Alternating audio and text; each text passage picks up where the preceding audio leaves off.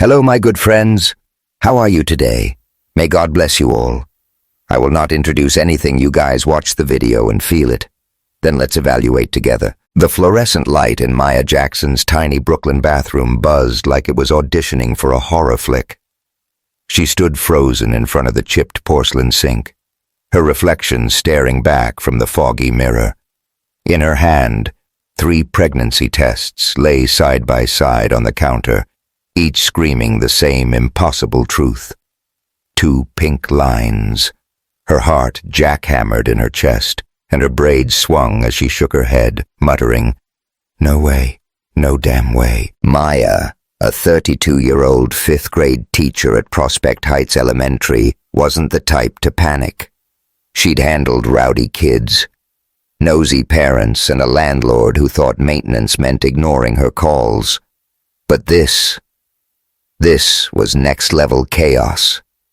She grabbed her phone, fingers trembling as she scrolled to a contact she'd tried to forget.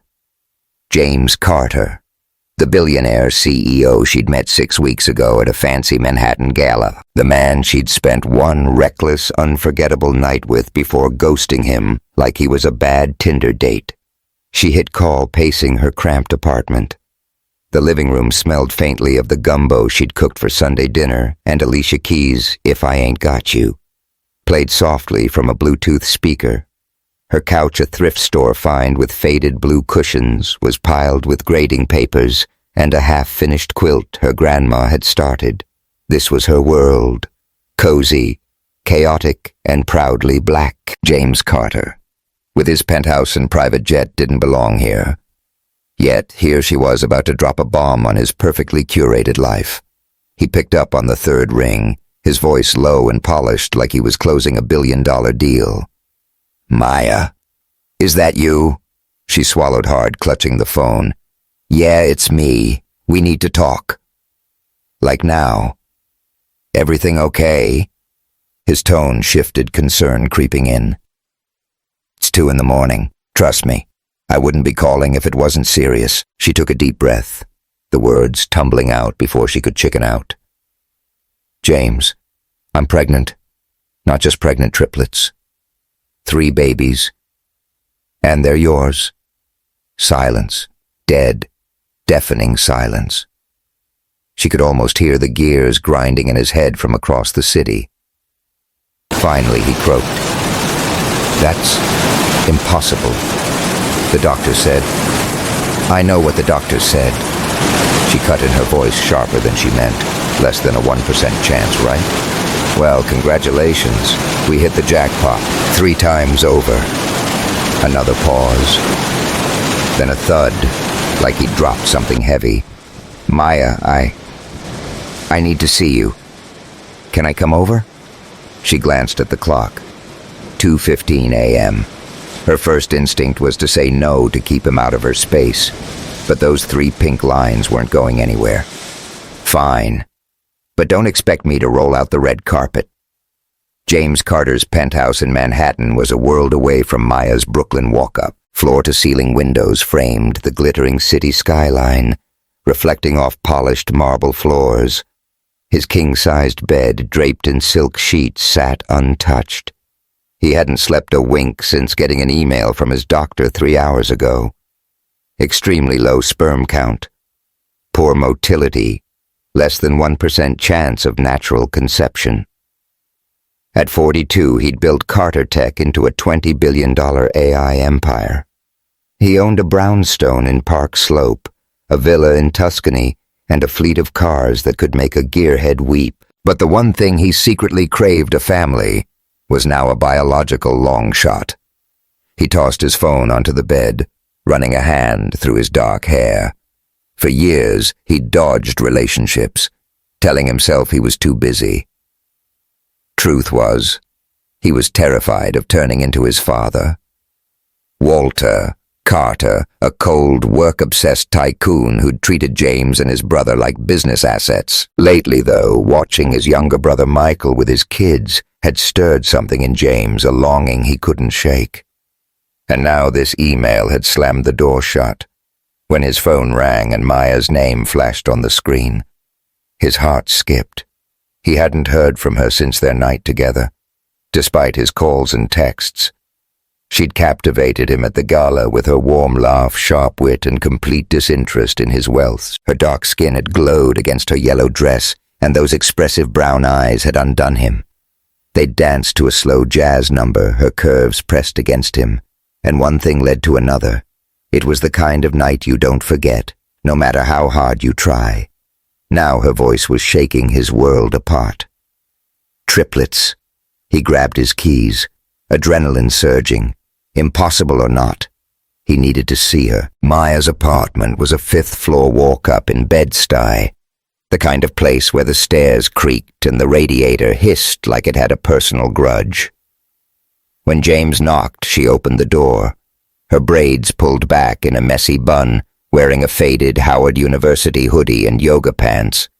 She looked exhausted, but beautiful, her brown eyes searching his face for answers. Neither of them had. "Come in," she said, stepping aside. "But watch the stack of papers on the floor. Those are my kids' book reports." He navigated the cozy chaos, his tailored coat looking absurdly out of place. The air smelled of spices and comfort, and a photo of Maya with her grandma at a Juneteenth festival hung on the wall. He wanted to soak in every detail, but her next words snapped him back. "So, Mr. Billionaire, what's the plan? Because I'm not doing this alone, but I'm also not your charity case." He winced at the nickname Maya. "I'm not here to throw money at you. I need to process this. Triplets. How are you even standing right now?" She crossed her arms, leaning against the kitchen counter. "Barely. I've been freaking out since I peed on those sticks. But I'm not the type to sit and cry. These babies are coming, whether we're ready or not." He nodded, his mind racing. "I got an email tonight from my doctor. Less than a 1% chance of fathering a kid. I thought it was over for me. And now..." He pulled out his phone, showing her the email. "This says it's basically a miracle." Maya scanned the screen, her brow furrowing. "Well, I guess we're living proof. Miracles come in threes." She handed the phone back, her voice softening. "James, I didn't plan this. That night. It was a moment I didn't think it'd turn my life upside down." He met her gaze, his blue eyes intense. "It wasn't just a moment for me, Maya. I've been trying to reach you for weeks. You ghosted me." She looked away, fidgeting with a dish towel. "I'm a schoolteacher from Bed-Stuy. You're a billionaire who probably has a private chef and a yacht. I didn't want to be your fling, the girl you tell stories about at your fancy parties. You were never a fling," he said quietly. "I couldn't stop thinking about you. Your laugh, the way you talked about your students like they were your own kids. And now..." He gestured vaguely toward her stomach. "We're tied together for life." Her eyes narrowed. "Tied together doesn't mean I'm moving into your penthouse or quitting my job. I've been taking care of myself since I was 18. I don't need a knight in shining armor. I'm not trying to be one." He shot back then, softened. "But these are my kids too. I want to be there for them and for you. Can we at least talk about what that looks like?" She sighed, sinking onto the couch. "Fine, but not tonight. I'm exhausted and I've got a field trip to chaperone tomorrow. Can we meet somewhere neutral? Like Moe's Coffee on Fulton. Say Saturday morning. Moe's Coffee Saturday. I'll be there." He hesitated, then added Maya. "I'm not going anywhere. Whatever this is, we'll figure it out." She gave him a small, wary smile. "We'll see, James. We'll see." 6 weeks earlier. The gala at the Plaza Hotel was a glittering maze of chandeliers, champagne flutes and egos. Maya felt like a fish out of water in her borrowed yellow dress, the only black woman in a sea of Manhattan elite. She'd been invited because her school's literacy program had won a grant from Carter Tech, and her principal had begged her to represent them. "Schmooze a little," he'd said. "Get us more funding." She was sipping a lukewarm soda, eyeing the exit when James Carter approached. He was tall, with dark hair and a jawline that could cut glass. his tuxedo screaming money, but it was his eyes, piercing yet warm, that caught her off guard. "You look like you'd rather be anywhere else," he said, a grin tugging at his lips. She raised an eyebrow. "And you look like you own the place." "Oh, wait, you probably do." He laughed, a deep, genuine sound that made her relax. "Not quite. I'm James, and you are." Maya Jackson. "I teach 5th grade in Brooklyn. I'm only here for the free food and to beg for more books for my kids." They talked for hours, ignoring the gala's hum. She told him about her students like Keisha, who wrote poems that broke her heart, and he shared stories of building Carter Tech from a garage startup. When the band played a slow jazz number, he offered his hand. "Dance with me." She hesitated, then took it. His touch sent a spark through her, and as they swayed, her curves pressed against his chest. The world faded away. The night ended in his hotel suite, a blur of champagne laughter and a passion she hadn't felt in years. His hands traced her skin like she was a treasure, and her confidence rooted in her black womanhood drove him wild. It was reckless, raw, and perfect, but morning came and reality hit. She slipped out before he woke, leaving no note. He was a billionaire. She was a teacher. That Saturday morning at Moe's Coffee was a different vibe. The place was a Bed-Stuy staple with mismatched tables, a chalkboard menu, and the smell of fresh espresso. Maya sat by the window, her braids in a high bun, wearing a denim jacket and jeans. James walked in looking like he'd stepped out of a GQ shoot navy blazer, white shirt, and a nervous smile. Heads turned, but he only had eyes for her. "Hey," he said, sliding into the seat across from her. "I ordered a latte, but I'm not sure I got the order right." The barista looked at me like I was speaking Martian. She smirked. "You probably said espresso or something bougie. Stick to drip coffee next time." "Noted." He leaned forward, his voice low. "Maya, I've been thinking about what you said. Triplets, it's a lot. But I want to be involved, not just with money, but with everything. Doctor's appointments, late-night feedings, all of it." She stirred her coffee, skeptical. "James, you live in a different world. You've got board meetings and private jets. I've got lesson plans and a Metro card. How's that gonna work?" "I don't know yet," he admitted. "But I'm willing to learn. I missed my chance to know you after that night. I'm not missing this." His sincerity hit her harder than she expected. She wanted to push back to protect her heart, but those 3 babies growing inside her deserved a father who showed up. "Okay," she said finally. "We'll take it one step at a time. But don't think you can swoop in and take over. I'm still me." He grinned, relief washing over his face. "Wouldn't dream of it. Though I might need a crash course in Brooklyn life. Deal. Deal." She extended her hand, and he shook it, his touch lingering just a second too long. As they left Moe's, the morning sun casting long shadows on Fulton Street, Maya felt a flicker of hope and fear. 3 babies. A billionaire who wouldn't quit. Her life was about to get a whole lot messier. Hey, y'all. How wild is Maya and James's story so far? 3 babies and a billionaire. What a plot twist. If you're hooked, hit that subscribe button so you don't miss what's coming next, and drop a comment below. Do you think Maya's gonna let James into her world, or will she keep him at arm's length? I'm dying to hear your thoughts. The bell above the door at Moe's Coffee jingled as Maya pushed it open, her sneakers squeaking on the worn wooden floor. It was a crisp Saturday morning in Bed-Stuy, the kind where the air smelled like fall and the street vendors were already hawking sweet potato pies. She adjusted her denim jacket, her braids swinging in a neat ponytail, and scanned the room. James Carter was already there, sitting at their usual corner table, looking like he'd wandered off a billboard. His navy sweater hugged his broad shoulders, and his dark hair was just messy enough to make her heart do a little flip. He was nursing a drip coffee progress, she thought, remembering his latte disaster last week. "Yo, you're early," she said, sliding into the chair across from him. "What, no board meetings to run?" He grinned, pushing a paper cup toward her. "I cleared my morning, and I got you a chai latte extra cinnamon. Did I get it right this time?" She took a sip, raising an eyebrow. "Not bad, Mr. Billionaire, you're learning. It had been 2 weeks since Maya dropped the triplet bombshell, and somehow James hadn't bolted. They'd been meeting at Moe's every few days, tiptoeing around the fact that their lives were about to be stitched together by 3 tiny humans. Maya was still wrapping her head around it. Her days were a whirlwind of lesson plans, grading papers, and dodging morning sickness. But James kept showing up, texting to check on her, asking about her doctor's appointments, even offering to drive her to one. She'd shut that down quick.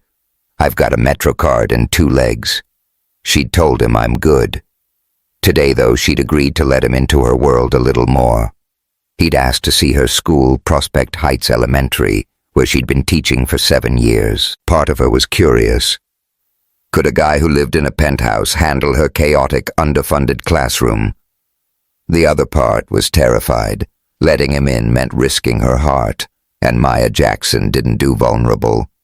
So James said, leaning forward, "What's the plan? You gonna show me the teacher life, or are we just here for the coffee?" She smirked. "Oh, you're getting the full tour. But don't expect a red carpet. My kids'll probably ask you if you're famous." He laughed, a warm sound that made her stomach flutter. "I can handle a few 5th graders. Let's do this." Prospect Heights Elementary was a squat brick building with peeling paint and a basketball court that doubled as a parking lot. Inside the halls were a riot of color student artwork taped to the walls, flyers for the Black History Month showcase, and a faint smell of chalk dust and cafeteria pizza. Maya led James through the chaos, her voice bright as she pointed out details. "That's Keisha's mural," she said, gesturing to a vibrant painting of Maya Angelou. "She's one of my star students. Thinks she's gonna run the world someday." "She's probably right," James said, taking it all in. He looked out of place in his cashmere sweater, but his curiosity was genuine. "How do you keep up with all this? Teaching, grading, dealing with parents." "Coffee and sheer stubbornness," she quipped, pushing open the door to her classroom. It was a small space crammed with desks, a worn rug in the reading corner, and bookshelves stuffed with dog-eared paperbacks. A poster above her desk read, "Keep it 100. James ran a hand over a bookshelf, frowning at the cracked spines. "These books have seen better days. Why don't you get new ones?" She bristled slightly. "We're a public school. James' budgets are tighter than my mama's church hat. I buy what I can out of pocket, but it's not enough." He nodded, his jaw tightening. She could see the wheels turning in his head, probably thinking about writing a check. Before she could shut that down, a voice piped up from the doorway. "Ms. J, who's the fancy dude?" Keisha, all braids and attitude, stood there with her arms crossed, eyeing James like he was an alien. Maya laughed. "Keisha, this is Mr. Carter. He's a friend. Be nice." Keisha squinted. "You look like you're on TV. You famous or something?" James crouched to her level, grinning. "Nah, just a guy who likes computers." "You like computers, Keisha?" She shrugged. "They're right. But Ms. J says books are better." "She's right," James said, glancing at Maya with a look that made her cheeks warm. "Maybe I can help get some new ones for you guys." Keisha's eyes lit up, but Maya shot him a warning glance. "We'll talk about that later," she said, ushering Keisha out as the girls scampered off. Maya turned to James. "Don't go making promises you can't keep. These kids get their hopes up, and it's me who has to deal with the fallout." "I'm not promising anything," he said, raising his hands. "Just saying, I want to help. Not because I'm some rich guy throwing money around, but because I see how much this place means to you." She studied him, trying to gauge his sincerity. He wasn't wrong.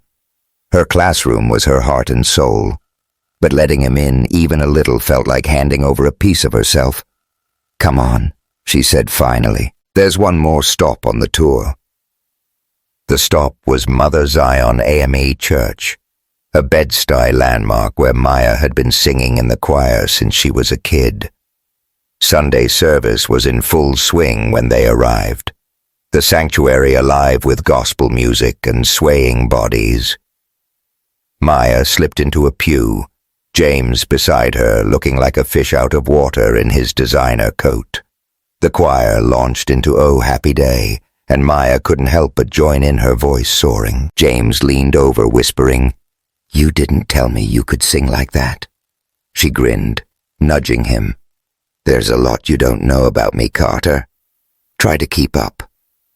When the congregation stood to sing a hymn, James fumbled with the hymnal, belting out the wrong lyrics in a voice that was earnest but painfully off-key. The woman in front of them turned, stifling a laugh, and Maya lost it, her giggles echoing through the pew. "Oh my God," she whispered. "You're butchering it." "I'm trying," he hissed back, his face red but his eyes sparkling. "Help a guy out." She took pity on him, guiding him through the right words, their shoulders brushing. For a moment it felt like they were the only two people in the room, caught in a bubble of music and laughter. When the service ended, they stepped outside into the crisp air, and Maya realized she was smiling wider than she had in weeks. "You survived church," she said, teasing. "Not bad for a Manhattan boy." "Barely," he shot back. "But I'd do it again. That was real. Like you." Her heart did that annoying flip again. "Don't get too comfortable," she warned, but her voice was softer than she meant. That evening, Maya's best friend Hila insisted on meeting Mr. Billionaire over dinner at Peach's, a soul food joint on Lewis Avenue.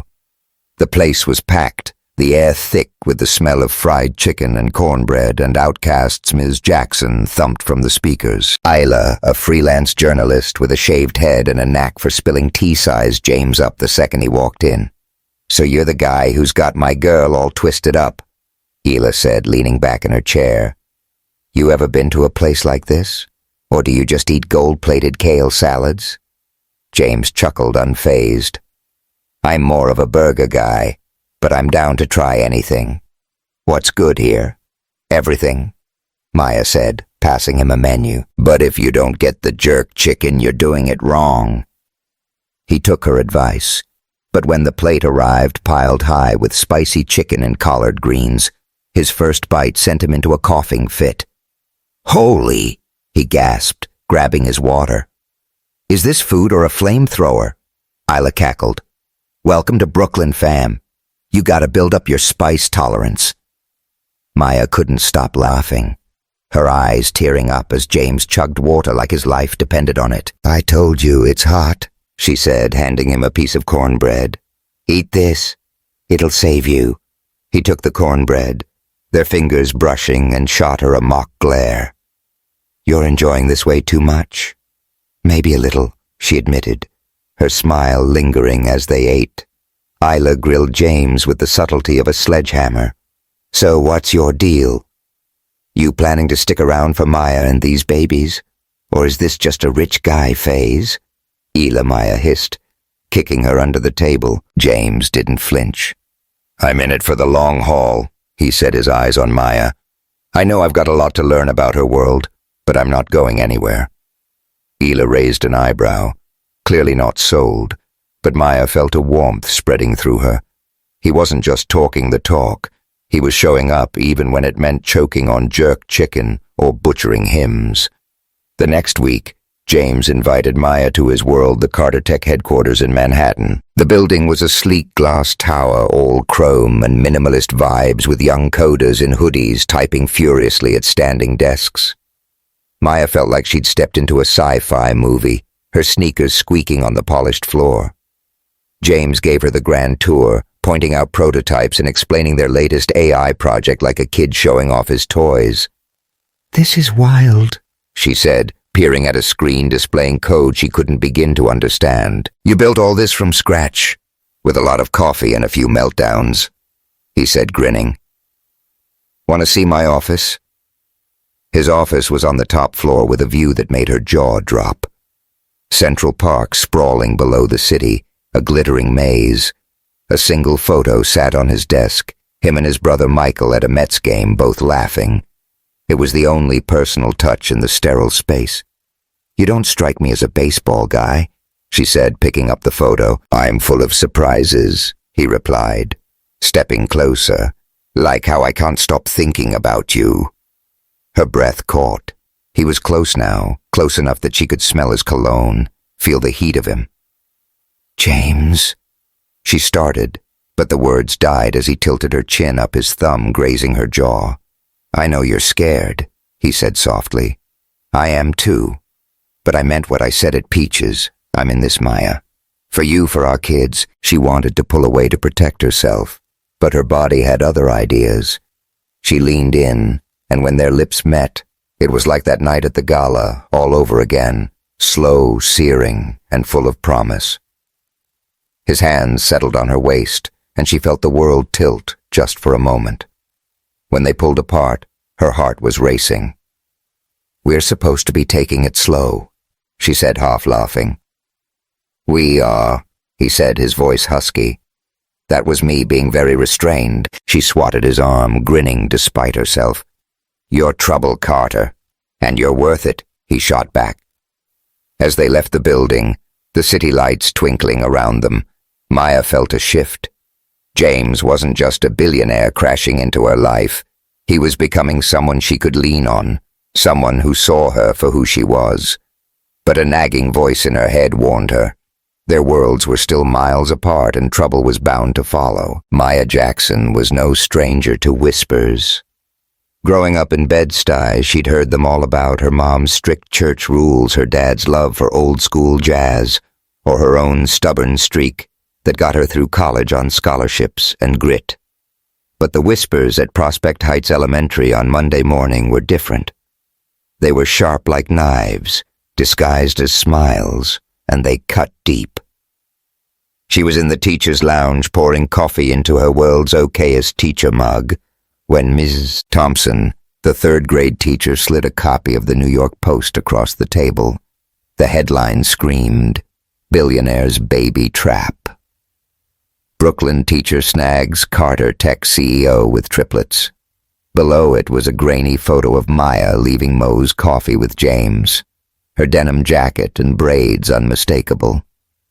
The article was a gut punch, calling her a gold digger who'd lured James Carter into a convenient pregnancy to secure a payday. Maya's hands shook as she read her coffee forgotten. "This is bullshit," she muttered, her voice low but fierce. "I didn't trap anybody." Miss Thompson raised an eyebrow, her tone dripping with fake concern. "I'm sure it's just gossip." "Maya, but you know people talk. A teacher with a billionaire. It's a lot." Maya wanted to snap back to tell Ms. Thompson to mind her own business, but the words stuck in her throat.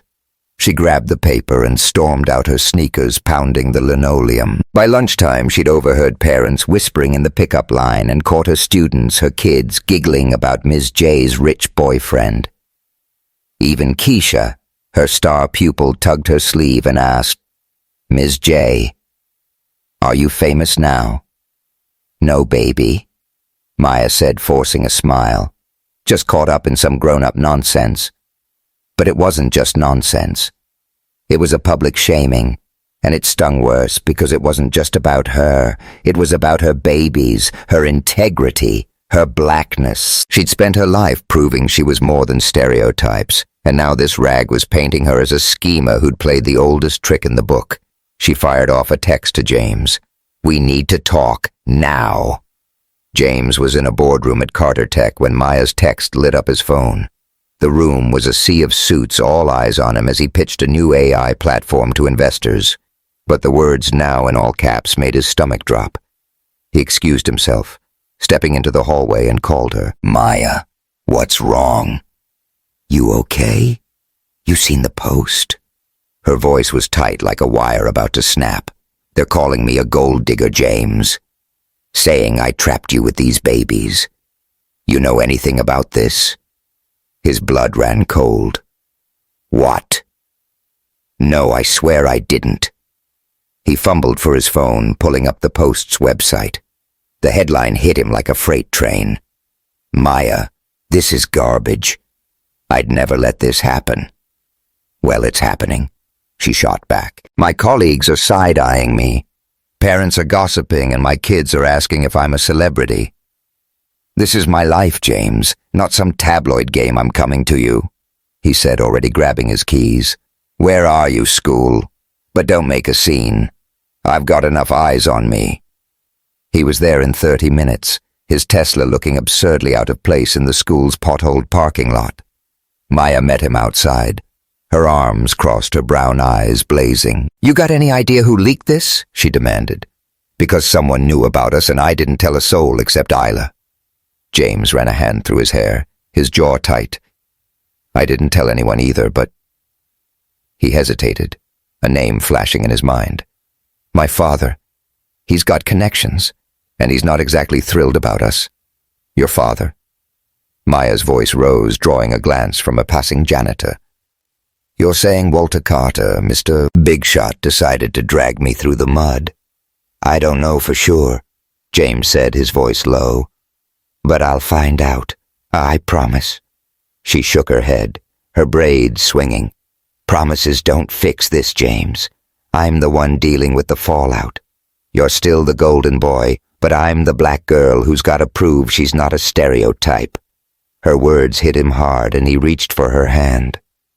"Maya, I'm sorry. I'll make this right. Whatever it takes." She pulled away, her eyes glistening. "I need space to think. Just give me that, okay?" He nodded, his chest tight. "Okay, but I'm not giving up on us." She didn't respond, just turned and walked back inside, leaving him standing in the cold. That evening, Maya was at Isla's apartment, a cozy spot in Crown Heights, cluttered with vinyl records and protest posters. Isla was pouring wine, sparkling juice for Maya, and ranting like only she could.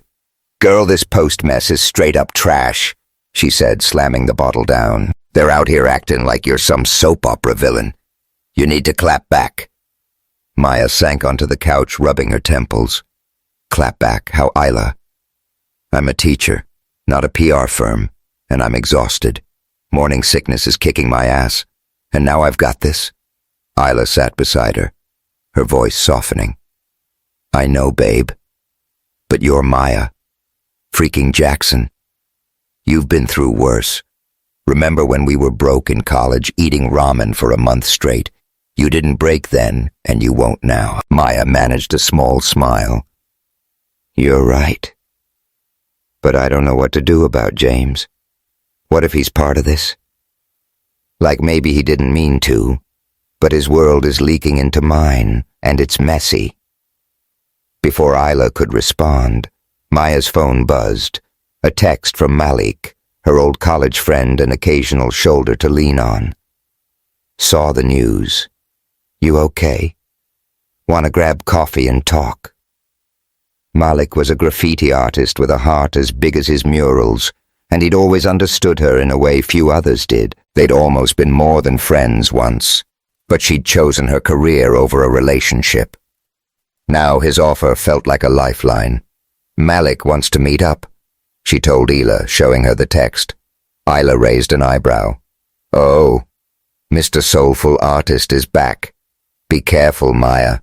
That man's still got a thing for you. He's just a friend," Maya said, but even she wasn't sure. She typed a quick reply. "Tomorrow Mo's 10 a.m. Thanks, Malik." The next night, James and Maya were thrown back into each other's orbit at a Carter Tech charity event in Manhattan. James had invited her, hoping to smooth things over, but Maya only agreed because her principal had begged her to network for more school funding. The venue was a rooftop ballroom, all glass walls and twinkling lights with waiters weaving through crowds of designer dresses and tailored suits. Maya wore a simple black dress from Target, her braids swept into an elegant updo, but she felt like an imposter. Every glance from the guests seemed to whisper, "She's the one from the Post." James found her near the bar, his face lighting up. "You came," he said, handing her a sparkling water. "You look incredible." She forced a smile. "Don't get used to it. I'm here for my school, not to play arm candy." Before he could respond, a woman approached, her blonde hair gleaming under the lights. Victoria Langston was everything Maya wasn't. Rich, polished, and perfectly at home in this world. She'd dated James briefly years ago, and rumor had it, Walter Carter still saw her as the ideal match for his son. "James, darling." Victoria purred, air kissing his cheeks. "And you must be Maya. I've heard so much about you." Her smile was sharp, her eyes flicking over Maya's dress like she was pricing it. Maya's grip tightened on her glass. "All good things, I hope." "Oh, of course," Victoria said, her tone syrupy, though it must be challenging, adjusting to James's world. "Brooklyn's so quaint, isn't it?" Maya's jaw clenched, but before she could fire back, a waiter bumped into her, and her sparkling water splashed across Victoria's cream-colored gown. The room seemed to freeze, all eyes on them. "Oh my God, I'm so sorry," Maya said, grabbing napkins, but Victoria waved her off, her smile, now a grimace. "It's fine," Victoria said, her voice icy. "Accidents happen, especially when you're not used to these settings." James stepped in his hand on Maya's arm. "Victoria, that's enough. It was an accident." Victoria's eyes narrowed, but she recovered quickly, laughing it off. "Of course, darling. I'll just go freshen up." She sauntered away, leaving a cloud of tension in her wake. Maya pulled away from James, her face burning. "I shouldn't have come. This isn't my place." "It is your place," he insisted, his voice low. "You're with me, Maya. Screw what anyone thinks." But her eyes were stinging and she shook her head. "I need some air." She slipped onto the balcony, the city skyline sprawling below, its lights blurring through her tears. She'd spent her life proving she belonged in classrooms in Bed-Stuy, in a world that often saw her blackness first and her worth second. Now with James, it felt like she was fighting that battle all over again. The next morning, Maya met Malik at Mo's Coffee, the familiar hum of the espresso machine grounding her. Malik looked like he always did. Dreadlocks, tied back, paint-splattered jeans, and a smile that could light up Brooklyn. He hugged her tight, his warmth a reminder of simpler times. "Damn, Maya," he said, settling into a chair. "The Post. That's some next-level shade you holding up." "Barely," she admitted, stirring her chai latte. "It's not just the article, it's everything, James. His world. The way people look at me now. I don't know if I can do this." Malik leaned forward, his brown eyes serious. "You don't have to. You're Maya Jackson. You've always been enough with or without some billionaire. Hell, remember when I asked you to marry me senior year? You turned me down because you had your own path. That's still you." Her breath caught. She hadn't thought about Malik's proposal in years, a clumsy, heartfelt moment in their dorm's common room. She'd said no, not because she didn't care, but because she wasn't ready to tie her dreams to anyone else's. Now his words stirred something, doubt, nostalgia, fear. Before she could respond, the door jingled and James walked in. His face fell when he saw Malik, his eyes flicking between them. "Maya," he said, his voice tight. "I didn't know you had company." Malik stood, extending a hand. "Malik, you must be James. Heard a lot about you." James shook his hand, but his posture was stiff. "Likewise." "Maya, can we talk? Alone?" She hesitated, her heart pounding. Malik's presence felt safe, familiar, but James's eyes held a raw intensity that pulled at her. "Give us a minute, Malik," she said finally. Malik nodded, grabbing his coffee. "I'll be outside. Holler if you need me." Once he was gone, James sat down, his voice low. "Who's he to you, Maya?"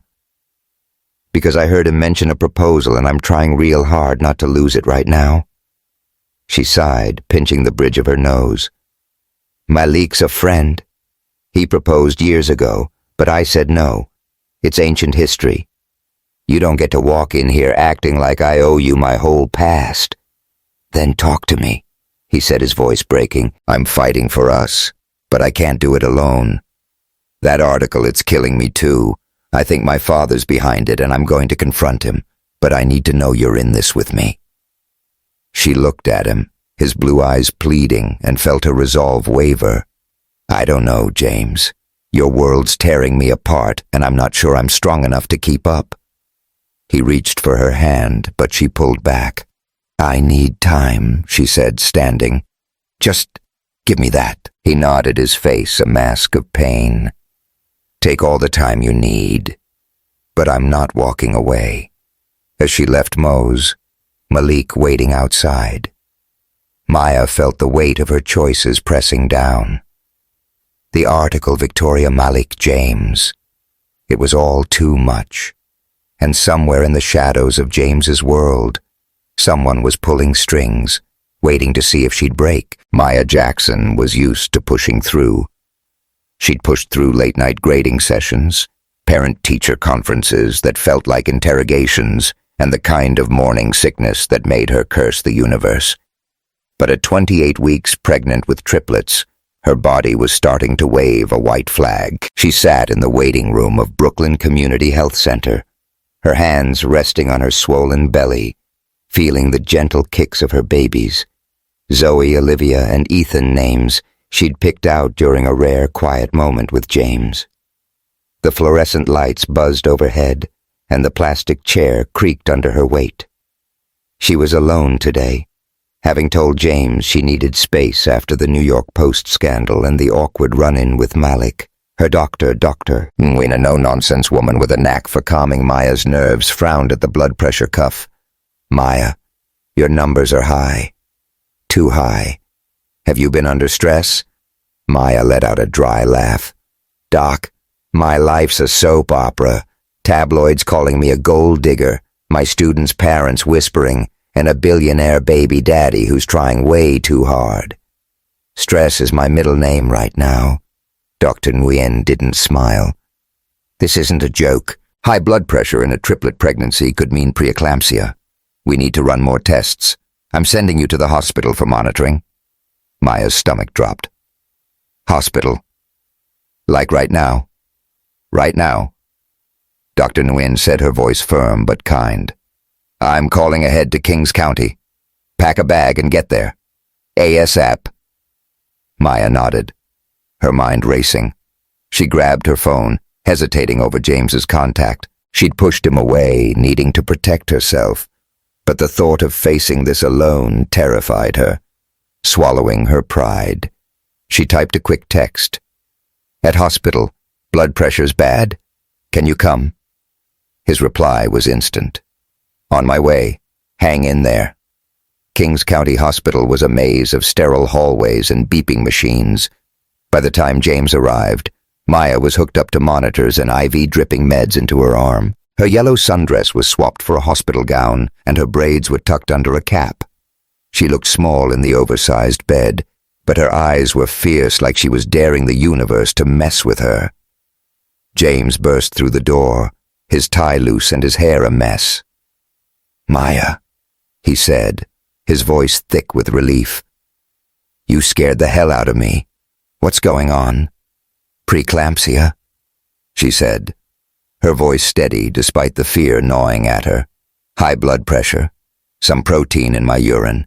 They're trying to stabilize me, but it's serious. The babies." She trailed off, her hand clutching her belly. He pulled a chair close, taking her hand. His touch was warm, grounding. "They're gonna be okay. You're the strongest person I know, Maya. You've got this." She wanted to believe him, but the monitor's steady beeps felt like a countdown. Dr. Nguyen arrived, her expression grave. We're giving you magnesium sulfate to prevent seizures and steroids to help the baby's lungs develop. But with triplets at 28 weeks, there's a high chance we'll need to deliver early. Possibly today.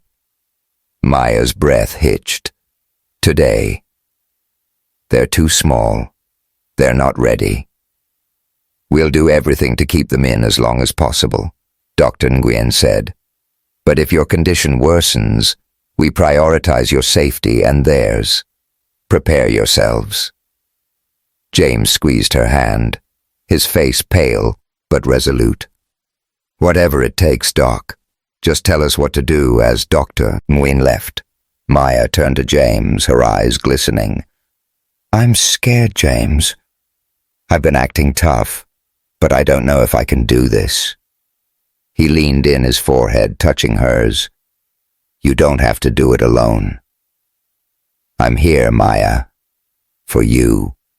For them. No matter what.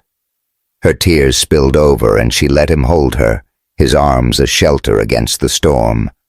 In that moment, the tabloids, Victoria Malik, all of it faded. It was just them and the 3 tiny lives they'd created against all odds. Hours blurred into a haze of monitors and medical jargon. By evening, Maya's condition hadn't improved and Dr. Nguyen made the call. Emergency C-section. The operating room was a whirlwind of blue scrubs and bright lights. Maya lay on the table, a drape shielding her view, her heart pounding as the anesthesiologist adjusted her spinal block.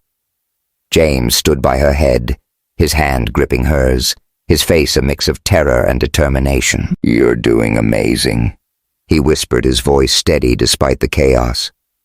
Our kids are fighters, just like their mama. She managed a weak smile. You better not faint, Carter. I need you upright. No fainting, he promised, brushing a kiss across her knuckles. I've got you. The procedure was quick, but surreal. Maya felt pressure, then a tug, followed by a tiny, indignant cry. Baby. A girl, Dr. Nguyen announced. Moments later, 2 more cries joined the first. A second girl, then a boy, Zoe, Olivia, Ethan. Each weighed barely 2 pounds, their skin translucent, but they were alive, fighting from their first breath. James's eyes filled with tears as the NICU team whisked the babies away. They're perfect, he choked out, leaning down to kiss Maya's forehead. You did it, Maya. You're a damn miracle. She was too exhausted to speak, her own tears streaming as she caught a glimpse of their tiny faces before they were gone. Go with them, she whispered. Don't let them be alone. He nodded, squeezing her hand one last time before following the nurses, leaving Maya to the haze of recovery. The NICU was a world of its own, a quiet hum of machines and soft lights. James stood by the incubators, his heart in his throat as he watched his children fight for every breath. Zoe, the firstborn, waved a tiny fist, like she was already taking on the world. Olivia, the smallest, lay still, her chest rising faintly. Ethan, their boy, had a stubborn spark in his movements. They were impossibly fragile, hooked up to tubes and monitors, but they were his. Maya was wheeled in the next day, her face pale but determined. When she saw the babies, she broke down, her sobs shaking her frame. I should have kept them safe longer, she whispered, her hand pressed against Zoe's incubator. I failed them. James knelt beside her wheelchair, his voice fierce. You didn't fail. You gave them life, Maya. You carried 3 babies when doctors said I'd never have one. Now, we trust the team to help them grow together. She nodded, wiping her eyes. Together. Over the next week, they fell into a grueling routine. James rearranged his schedule, delegating Carter Tech meetings to his team, and spent every day at the hospital. Maya, discharged after 5 days, insisted on being there too, learning to change micro diapers and monitor oxygen levels. They took turns holding the babies for skin-to-skin contact, their tiny bodies warm against their chests. It was exhausting, terrifying, and strangely beautiful. One night, in the NICU's quiet glow, James fumbled with Ethan's tiny diaper, his big hands awkward. The diaper ended up backward, and Maya burst out laughing, the sound echoing in the sterile room. "Oh my God, James," she said, wiping tears of mirth. "You're a tech genius, but you can't handle a diaper." "I'm learning," he protested, grinning. "Give me a break. These things are smaller than my phone." She shook her head, still chuckling as she fixed the diaper. "You're lucky you're cute, Carter." He caught her hand, his eyes softening. "And you're lucky. I'm crazy about you." Her breath caught the air between them, charged. They hadn't talked about them since the C-section, too focused on the babies. But in that moment with Ethan sleeping peacefully, she felt the pull of him strong and undeniable. 2 weeks later, Maya moved into the brownstone James had bought in Park Slope, a 3-story gem with hardwood floors and a garden out back. It was close to her school, her friends, her Brooklyn roots, but stepping inside felt like crossing a threshold. The nursery was ready, 3 cribs, a rocking chair, and a mural of stars. Maya had painted herself. James had insisted on hiring a night nurse to help when the babies came home. And though Maya had bristled at first, she was too tired to argue. That night, with the babies still in the NICU and the nurse on standby, they found themselves alone in the brownstone's living room. The space was warm, lit by a single lamp. The city's hum muted outside. Maya stood by the window, her silhouette soft in a loose sweatshirt, her braids cascading down her back. James watched her, his heart full and aching. "You okay?" he asked, stepping closer. She turned her brown eyes, searching his.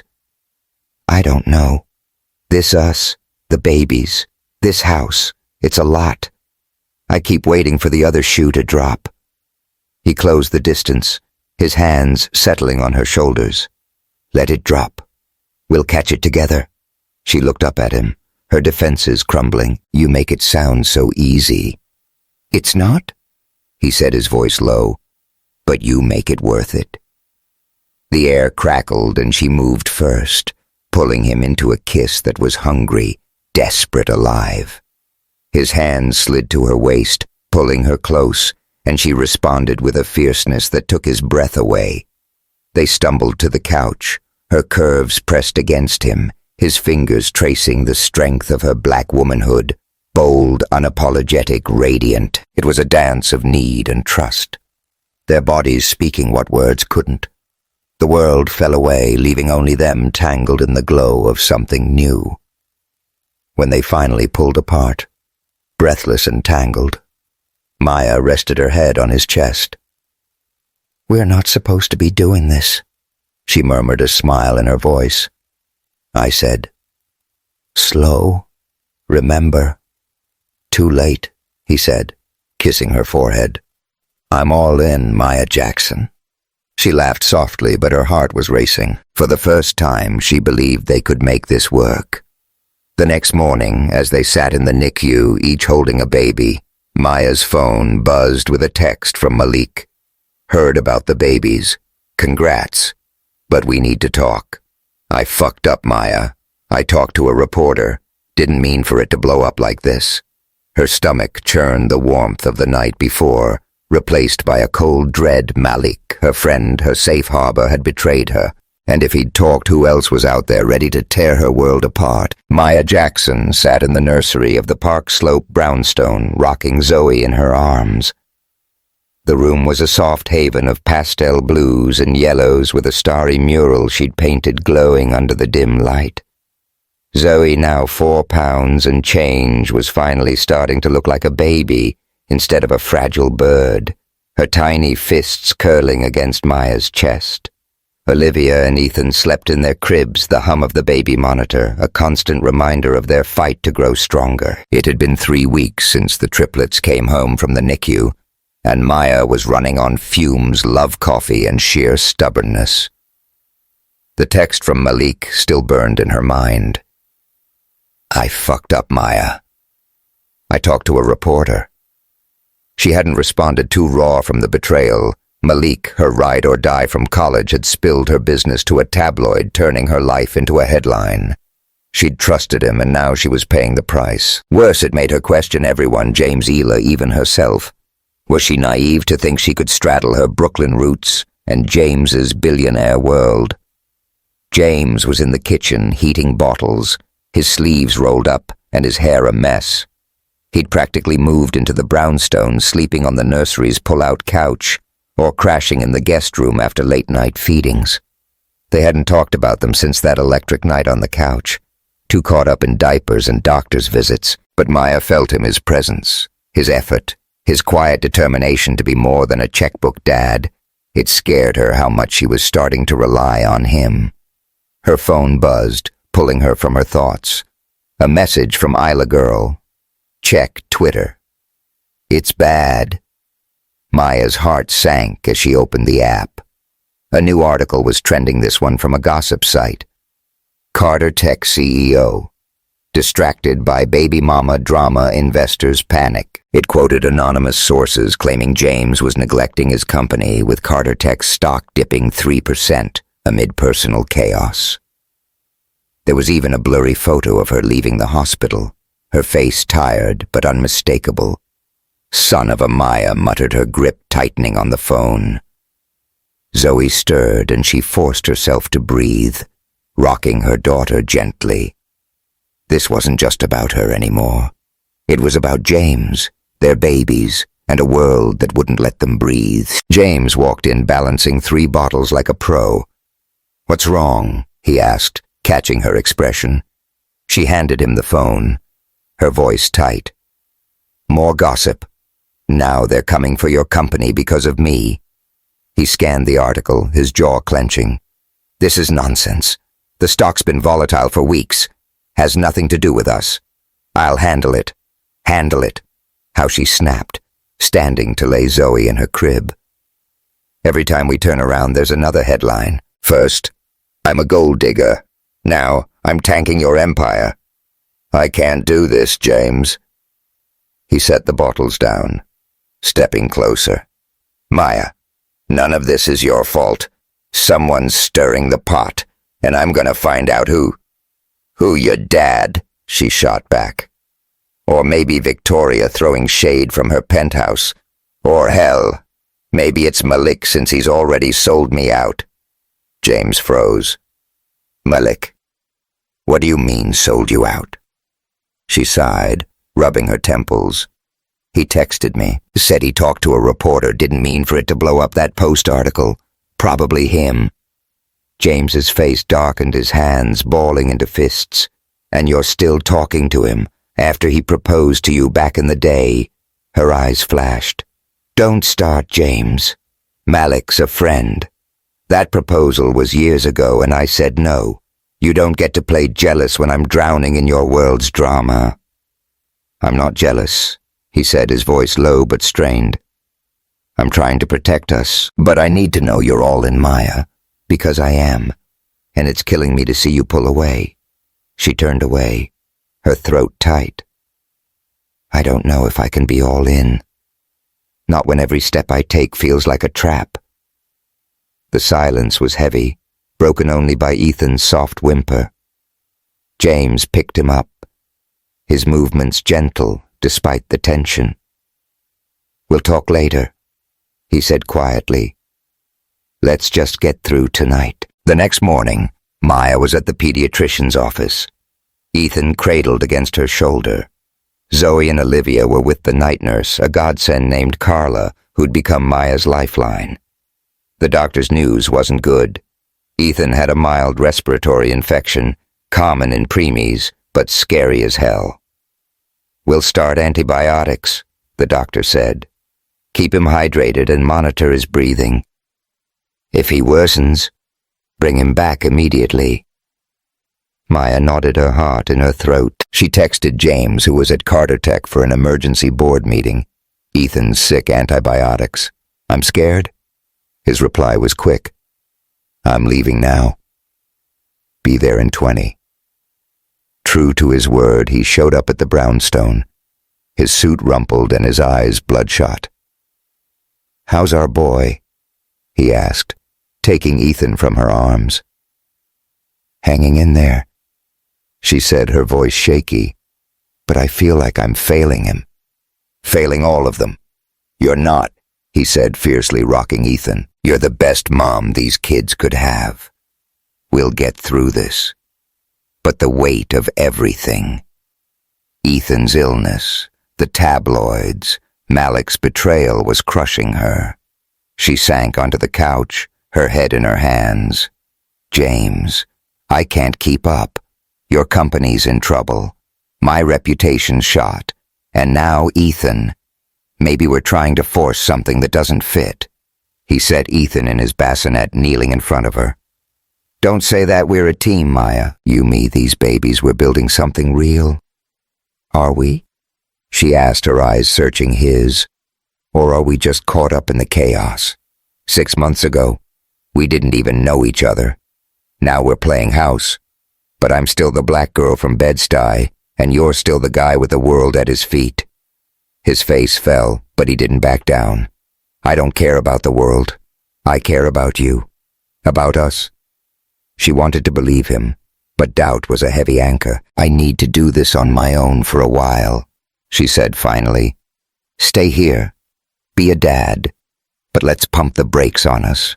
I need to figure out who I am in all this." James looked like she'd punched him, but he nodded. "If that's what you need, I'll respect it. But I'm not going anywhere, Maya. I love you." The words hung between them, raw and unspoken until now. She felt them like a physical weight. But she couldn't say them back. Not yet. "I know," she whispered, turning away. The next day, Walter Carter showed up at the brownstone unannounced, his silver hair and tailored suit filling the doorway with an air of authority. Maya was in the living room folding onesies when James let him in. His expression guarded. "Miss Wilson." Walter said, his voice smooth but cold. "I came to see my grandchildren, and to talk." Maya's hackles rose, but she nodded, leading him to the nursery. Walter's face softened as he peered at Zoe, Olivia and Ethan now sleeping peacefully. "They're remarkable," he said almost to himself. "Miracles, James tells me." "They are," Maya said. Her tone clipped. "What do you want to talk about?" Walter turned his eyes, assessing. "I understand you're under scrutiny. The press, the public. It's not easy. I'd like to help. Perhaps you could take a leave from teaching, focus on the children. James could provide for you." Maya's jaw dropped, her anger flaring. "You think I should quit my job and be what a kept woman? I've been taking care of myself since I was 18. Mr. Carter, I don't need your son's money, and I sure as hell don't need your advice." James stepped in, his voice sharp. "Dad, that's enough, Maya's. Their mother, not your employee." "Show some respect." Walter raised his hands, his smile thin. "I meant no offense, just trying to ease the burden. You're both under pressure, James, with his company, you with all this." Maya's eyes narrowed. "Pressure you helped create. Maybe those articles didn't write themselves." Walter's expression didn't flicker. "I assure you I had nothing to do with that. But I'll look into it, for the sake of my grandchildren." He left, soon after promising to return with his wife Catherine for a proper visit. Maya turned to James, her voice low.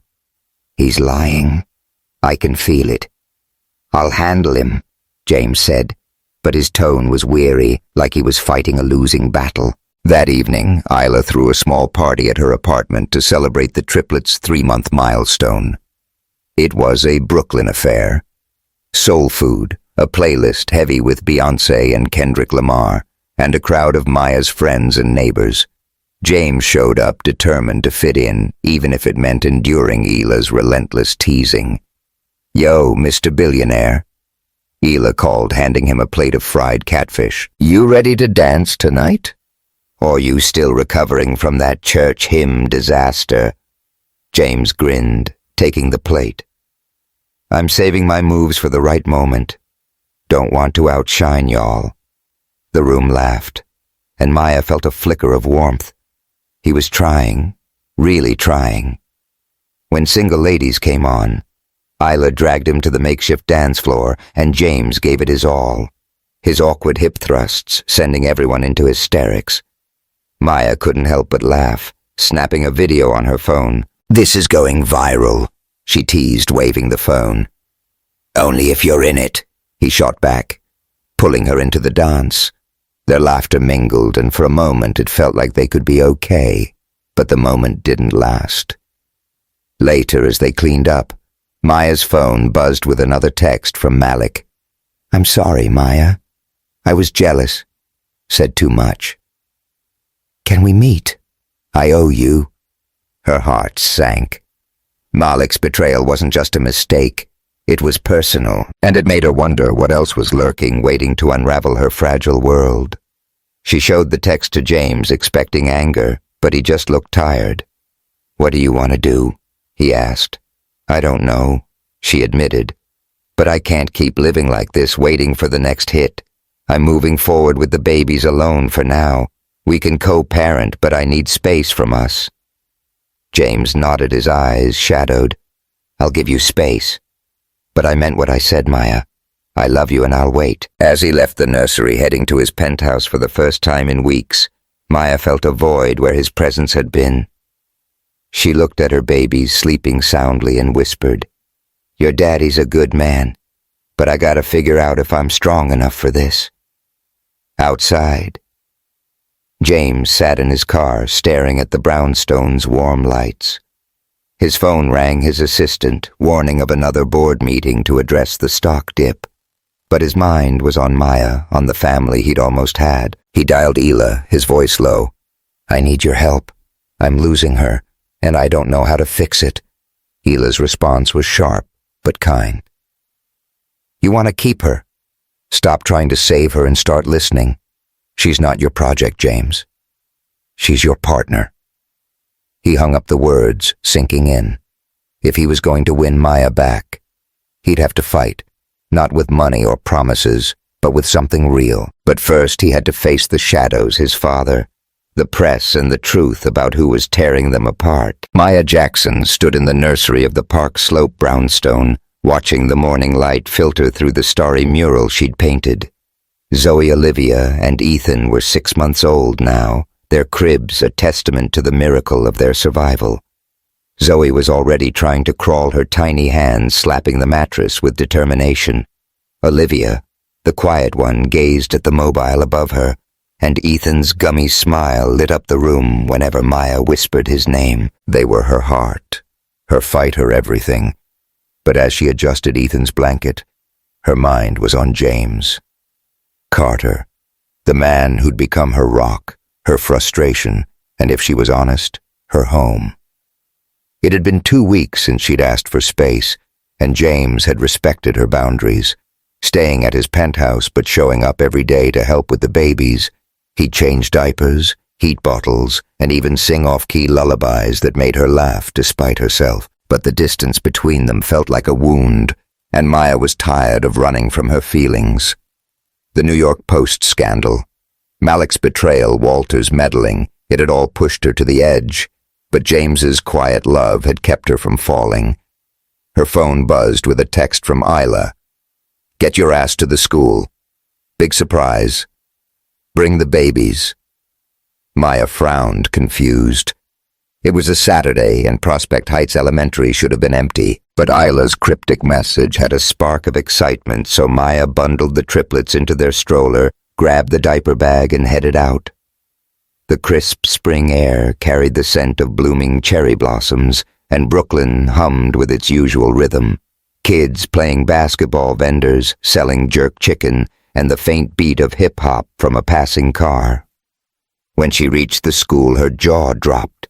The courtyard was transformed into a festival with colorful banners, a bounce house, and tables piled with books. New books, their covers gleaming. Parents and students milled around, laughing and snapping photos, while a jazz band played. Ain't no stopping us. Now Keisha. Her star student ran up braids bouncing. Ms. J. Look at all this. We got a library now.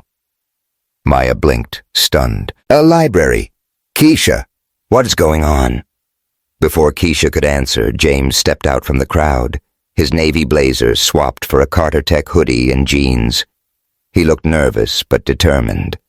His blue eyes locked on her. Surprise? He said, a shy grin tugging at his lips. I hope this is okay. Maya's heart raced. James, what is this? He took her hand, leading her to a podium where Isla, her principal, and a few school board members stood. Carter Tech's funding a full library renovation for Prospect Heights, he said loud enough for the crowd to hear.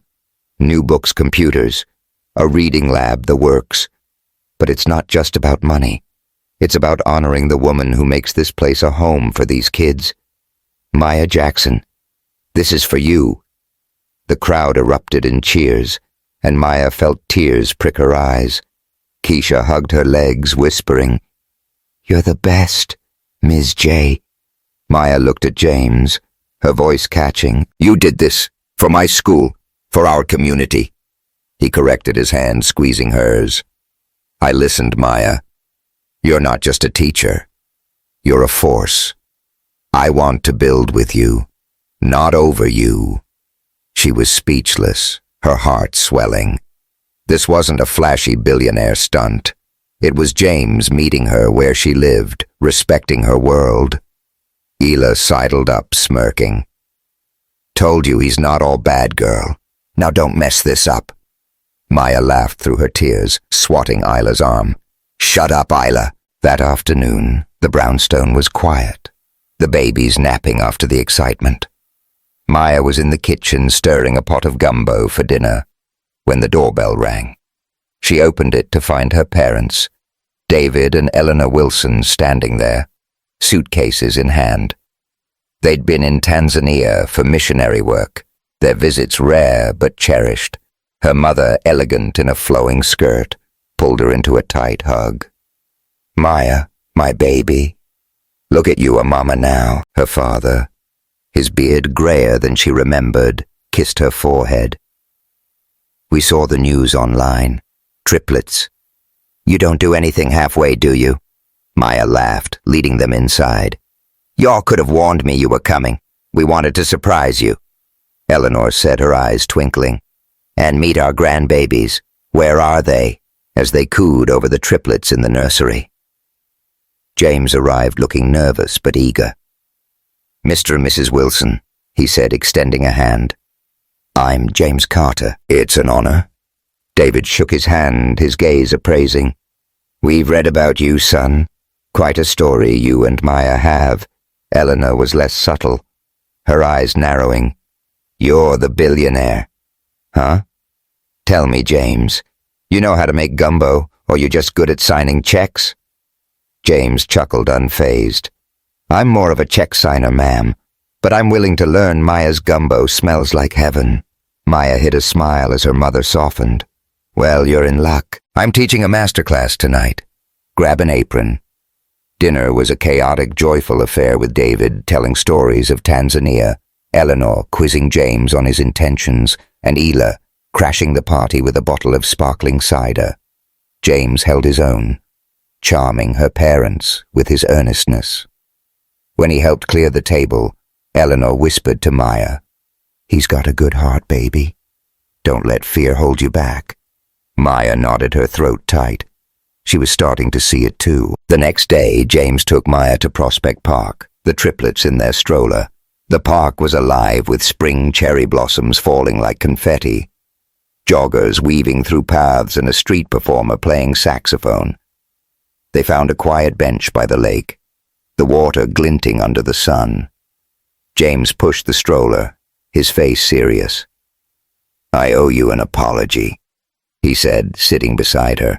I've been trying to fix everything. Your school, the press is like it's a business deal, but Hila was right. I need to listen. So talk to me, Maya. What do you want?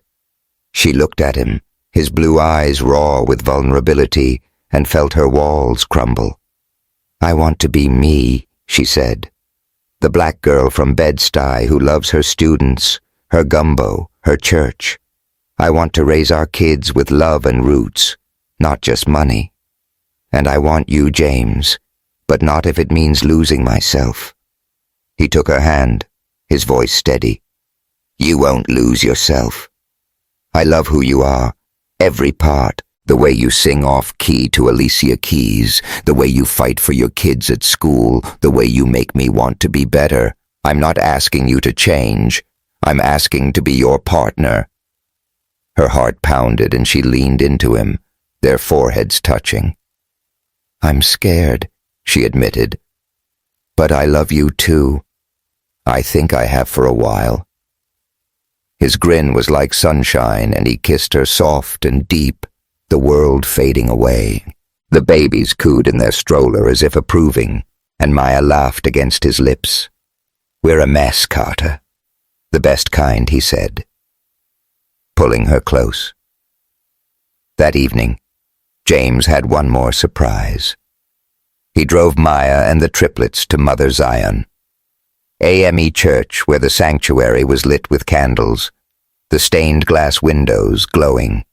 Her parents, Ela, and a small group of friends waited inside, their faces beaming. Maya's breath caught as James led her to the altar, the triplets in a stroller beside them. "What's this?" she asked, her voice trembling. James took her hands, his eyes shining.